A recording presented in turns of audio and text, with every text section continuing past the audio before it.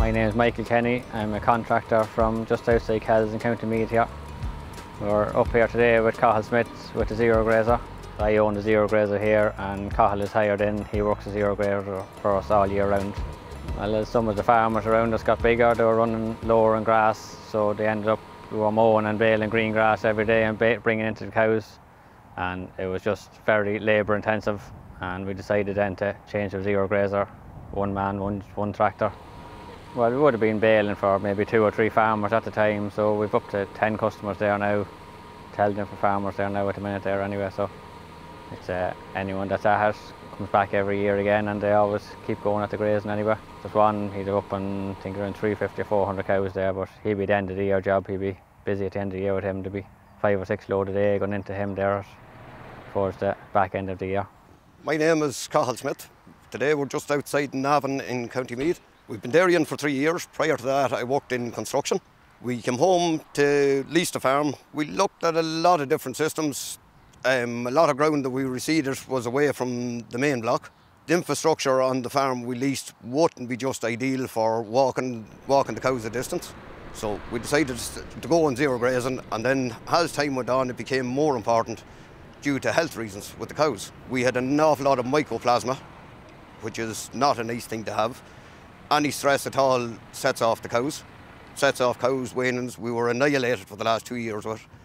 This year, the way we've overcome it, the cows stay within 100 yards of the farm or the yard at all times. They go out to the paddocks anytime they want, they come back in. Their diet is in front of them with the Zero Grazer at all times. They've no stress, they've no worries, they've no nothing. Our calf system then, because of the problems we're having with the calves, we put them in individual pens for four weeks.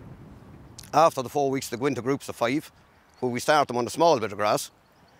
The grass continues to build up until week 12, when they're finished. They're completely weaned off on a full diet of grass. They go out to the field and absolutely no issues. They don't know any different at that stage. In year 1, when we started grazing, 2021, we done 296 days of grass.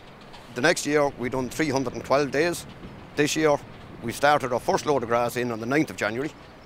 We continued straight through till maybe the 10th of March. The weather broke then, we lost 10 days, and we're back out every day since. The intention is to well past the 300 days again this year. 90% of my diet for the cows is now zero graze grass. Because we're cutting at a 1400 cover all the time or as near to it as possible, we're having issues with fibre. That's where the local paddocks come in around the yard. We let them grow stronger at all times for fibre. The cows go out, they get enough fibre there, it keeps them content, keeps them happy. There's absolutely no stress on them. And we have proper grass going into the cows at all times. At the minute I'm currently cutting 2 load a day for myself, and for contract we're cutting another 4 load at the minute. Covering on a 1400 cover, you have your load full 10-15 minutes.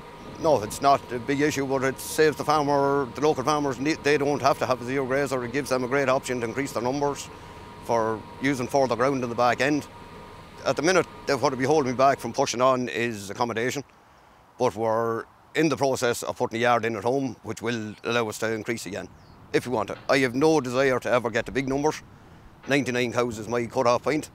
We're actually on a very unusual cross. What we're crossing at the minute is we've a 3-way cross with Holstein, Fleckwich and Dairy Shorthorn. What I'm after here is all 8s.